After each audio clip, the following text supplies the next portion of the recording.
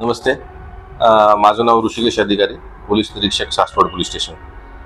आगामी आपला जो गणेशोत्सव आहे त्यामध्ये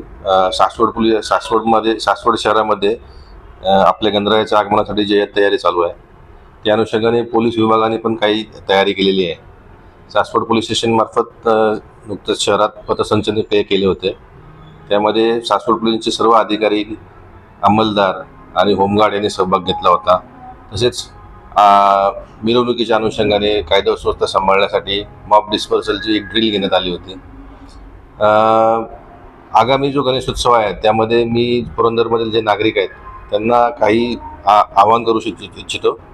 त्यामध्ये जी गणेशोत्सव मंडळ आहेत त्यांना अशा सूचना आहेत की त्यांनी त्यांच्या देखाव्यामध्ये लेझर लाईट सारखे प्रकार वापरू नये. तसेच डीजे डीजेला आमंत्रण देऊ नका, कारण डीजेवर बंदी आहे.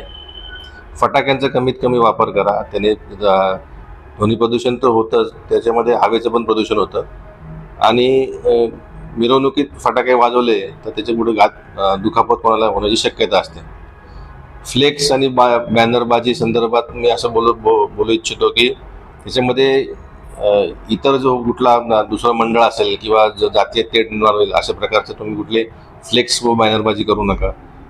गुलालाचा वापर कमीत कमी करा. आपल्या सासवडमधील जयप्रकाश चौकात त्या ठिकाणी फटाके जास्त वाजवू नका.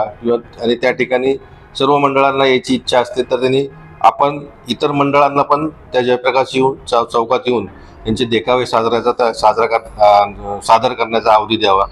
तसेच आणि सर्वात महत्त्वाचं आवाहन मी हे करतो की जे गुंड प्रवृत्तीचे लोक आहेत, जे रेकॉर्डवरील गुन्हेगार आहेत, त्यांच्यावर 2, 3, 4 पेक्षा जास्त गुन्हे दाखल आहेत, त्या लोकांना तुम्ही तुमच्या गणपती मंडळात आमंत्रण देऊ नका. धन्यवाद.